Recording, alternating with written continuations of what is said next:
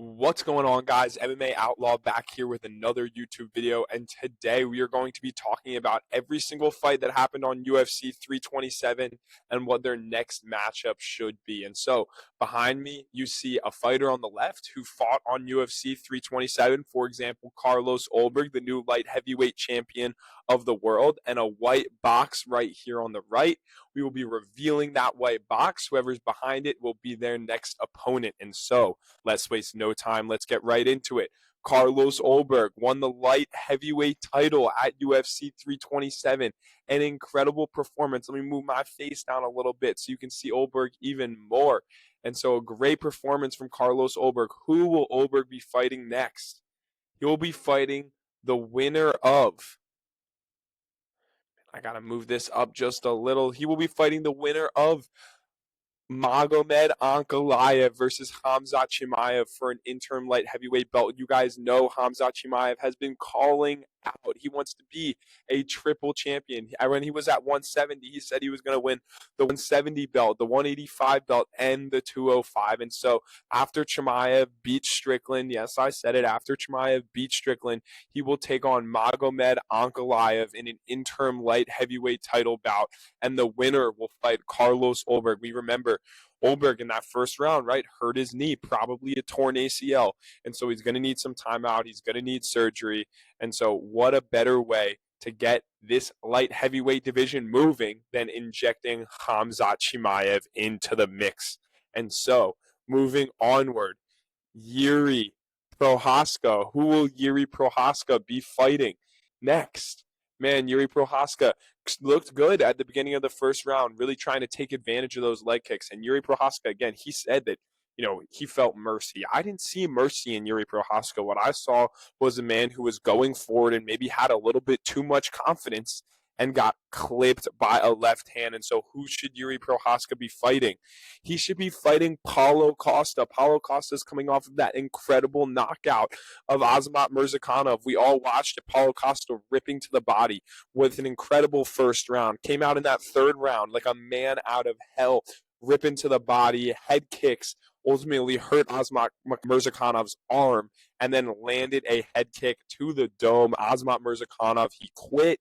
He was finished in there. And so Paulo Costa got the third round TKO. Yuri coming off of that loss. This one would be sure to be a banger. This is a very winnable matchup for Yuri Prochazka as well. Someone who will strike with him, maybe who isn't as good of a counter puncher as the most recent guys that he's lost to. And so Carlos Ulberg was just a horrible matchup for Yuri Prochazka. I like this matchup a lot better. Give Yuri some time off, spend some time with his new daughter. Yes, he had the birth of his daughter happen very recently, and I know he's probably not going to want to sit on this loss too long. And so let's see Paulo Costa, Yuri Prochazka towards the end of the summer, maybe August or September. And so moving onward, the man that lost to Paulo Costa, obviously, if we threw Paulo Costa in that match against Yuri Prochazka, you guys know Paulo Costa is going to be fighting Yuri. Azamat Murzakanov, the man who lost to Paulo.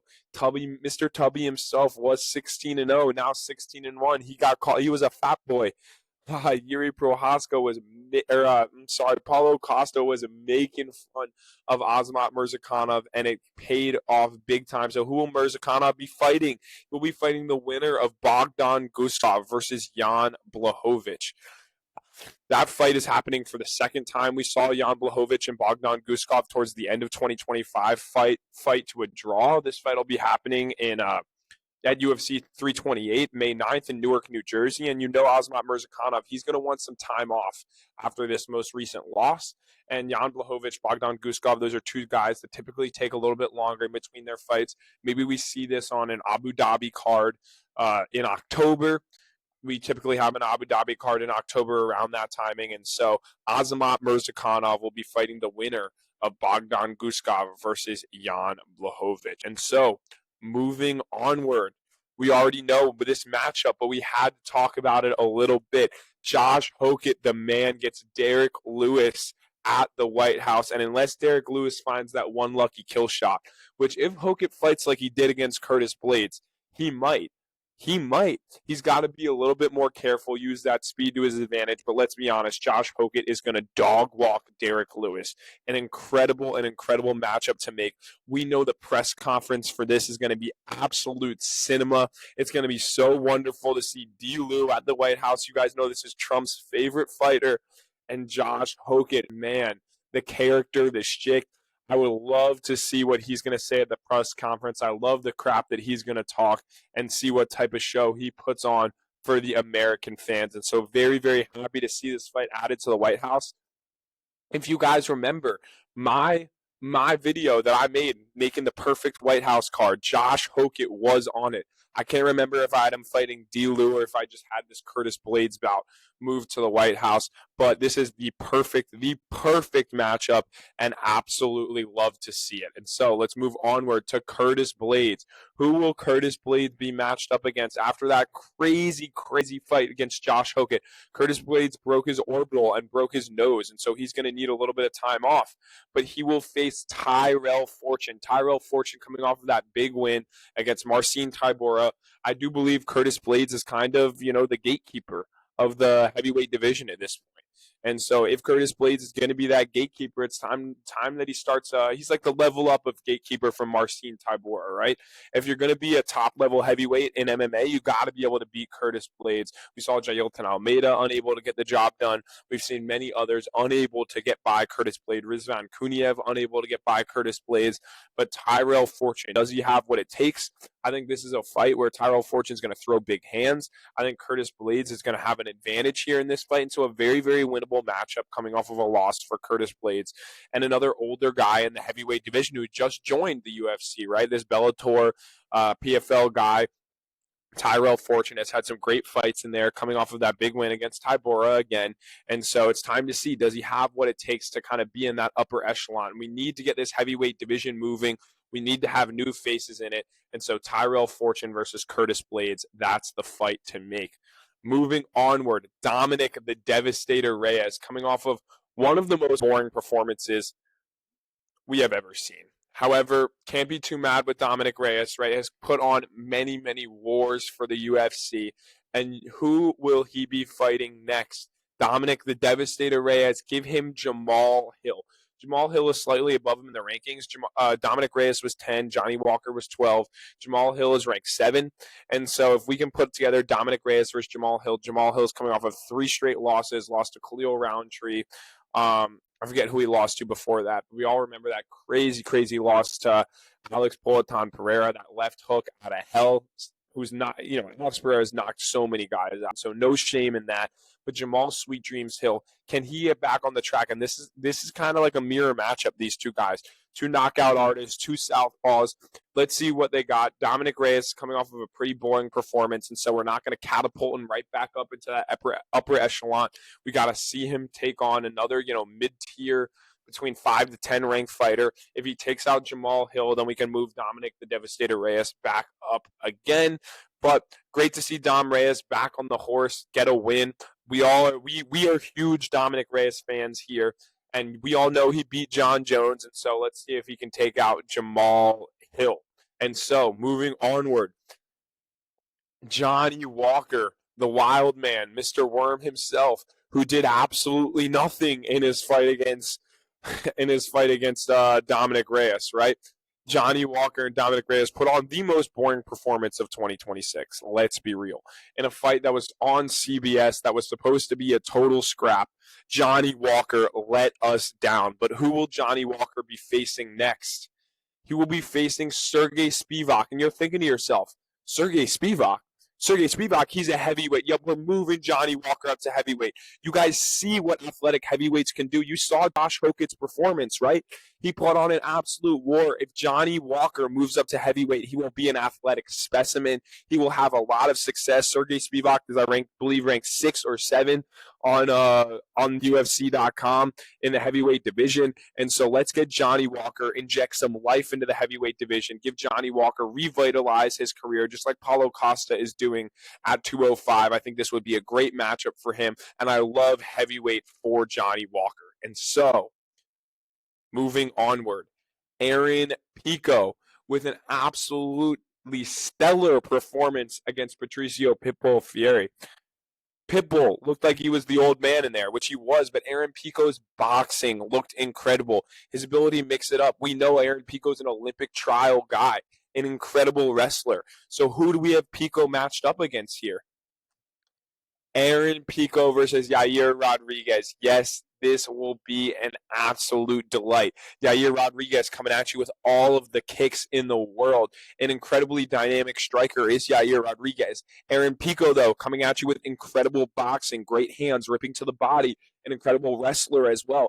I think this is a very winnable matchup for Pico. We got to start cycling some of these older guys, Yair Rodriguez. You got to start fighting some of these up-and-comers, right? Aaron Pico, very, very, very good performance. And I know he ran into that spinning back elbow against Lerone Murphy, but this is a totally different fight. This is a fight in which Aaron Pico can totally win. He can grapple with him. He can box with him. If he can get on the inside, he might be able to spin Yair's jaw. He doesn't have quite the chin that Patricio Pitbull has. And so Aaron Pico versus Yair Rodriguez, that is the matchup to make at 145. And so moving onward, Mateusz Gamrot with a great, great, great submission win over Esteban Rivovic. Who will Mateusz Gamrot be fighting? Mateusz Gamrot will be fighting Manuel Torres. And I hate to do this to Mateusz Gamrot, but we got to start cycling these old guys out of the lightweight division. The Justin Gaethjes. I mean, I know I'm not going to put Mateusz Gamrot in the same, stratosphere as Gaethje, but Mateusz Gamrot is 35 years old. He is old. He's been in and around the UFC. He lost to Beneil Dariush. The Beneil Dariushes, the Michael Chandlers, the Mateusz Gamrots. We got to get them out. We got to get them out. And so this is a very, very, very winnable matchup for Gamrot too, right? If Gamrot is able to take Manuel Torres down, he could absolutely just dog walk Manuel Torres, just chain wrestle, and get him out of there. But Manuel Torres has got that touch of death. He's got that touch of death. And if Manuel Torres puts hands on Mateusz Gamrot with Mateusz Gamrot's chinny chin, I really, really, really do believe that Manuel Torres could win this fight. And that's what we need. We need a guy like Manuel Torres getting in the top 10 of the lightweight division. And so Mateusz Gamrot versus Manuel Torres, that is the fight to make. Lastly, Kevin, the homie, Kevin Home Alone Holland. Who will Kevin Holland be fighting after that incredible performance against Randy Brown? Kevin Holland will be fighting Gilbert Burns, who will be coming off of a loss to Mike Malott. I know Gilbert Burns versus Mike Malott is scheduled for this week in Canada. I'm assuming that Gilbert Burns is going to lose, and I think this is a name that really allows Holland to get right back in there in 170, get in the rankings, and additionally, Gilbert Burns, He's a good name. He's a good name, and that's something that will motivate Kevin Holland. It allows Gilbert Burns to get back on track. If Gilbert is able to take Kevin Holland down, Gilbert could very, very easily win this fight, but this allows Kevin the homie Holland to work himself back into the rankings. I was going to match him up with D-Rod, but I don't think the UFC is going to do that quite yet. I think they're going to keep that in their back pocket for a little bit longer. I know Kevin Holland's going to want to get back in there fast. Gilbert Burns, let's say he wants to get back in there fast after his loss. I got Gilbert Burns versus Kevin Holland happening in the late summer, August or September time. And so, with all of those matchups made, welcome to this portion of this week's episode of the UFC chopping block. Each fighter will have a white box covering themselves.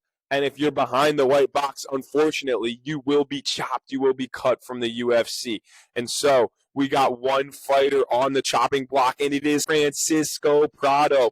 Francisco Prado, who is 1-5 in the UFC, coming off of, what is this? Is this 5 straight losses? He lost to Varetnikov before this, lost to Charles Radke, and got absolutely dominated, losing 30-26 on all of the judges' scorecards. And so Francisco Prado, with underwhelming performance after underwhelming performance in the UFC, only one win, and it was a fluke win. I believe it was over Admin Azaitar.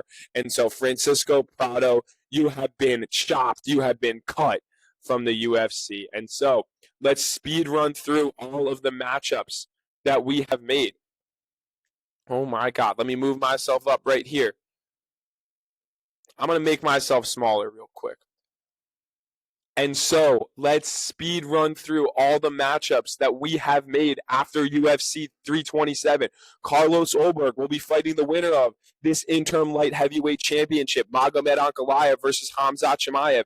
Yep, that's right. You heard it here first. Khamzat Chimaev will be going up to 205 after he beat Strickland to fight Magomed Ankalaev for the interim 205 belt after Carlos Ulberg tore his ACL in the win against Yuri Prochazka. Speaking of Yuri Prochazka will be fighting Paulo Costa, who is coming off of that huge KO win over Azamat Murzakanov. Azamat Murzakanov, speaking of him, he will be fighting the winner of Bogdan Guskov versus Jan Blachowicz in what will be sure to be a striker's delight and an absolute scrap, just because we got to talk about it. Josh Hokett versus Derek Lewis, the fight at the White House. That will be absolutely incredible. Josh Hokett, who did he fight? He fought Curtis Blades. Curtis Blades, who should he have? He's going to be fighting Tyrell Fortune. Curtis Blades versus Tyrell Fortune gives a new guy in the heavyweight division the opportunity to start to make a name for himself and really move up. This should be happening in the late summer, beginning of the fall. And then who fought next? Dominic the Devastator Reyes. Who should he be fighting? He should be fighting Jamal Sweet Dreams Hill after one of the most boring performances of all time against Johnny Walker. He needs to get back in there against another striker who's kind of in the middle of the rankings and see what he's got. Who did Dominic Reyes fought? He fought Johnny Walker. Johnny Walker is moving up to heavyweight.